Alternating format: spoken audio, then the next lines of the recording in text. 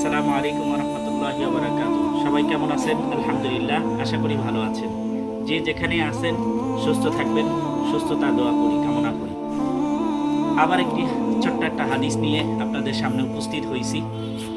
যেই হাদিসটা হচ্ছে তলাবুল ইলমি ফারিদাতুন আলা কুল্লি মুসলিম। দ্বীনি ইলম শিক্ষা করা প্রত্যেকটা মুসলমানের উপরে ফরজ। এই ফরজ কাজটা দেখা যায় আমরা যখন ছোট ছিলাম, আপনি যখন ছোট ছিলেন তখনও আপনি এই কাজটা করছেন। কোনটা?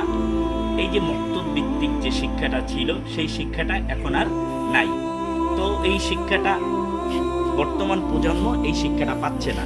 তো এর জন্য ওই যে হাদিসের যে আমল তালাবুল ইলমি ফারিদাতুন আলা কুল্লি মুসলিম, যে দ্বীনি ইলম শিক্ষা করা প্রত্যেকটা মুসলমানের উপরে ফরজ, এই ফরজ কাজটা বর্তমান প্রজন্ম আমাদের মুসলমানের যে বাচ্চাগুলো আছে এইগুলা এই ধর্মীয় শিক্ষা থেকে আজকে পিছনে চলে যাচ্ছে, আজকে অনেক পিছনে যাচ্ছে।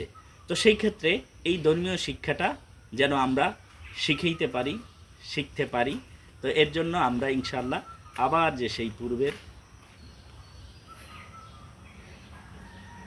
যে মক্তব ভিত্তিক যে শিক্ষাটা ছিল, সেই শিক্ষাটা আবার ইনশাআল্লাহ আমরা চালু করব।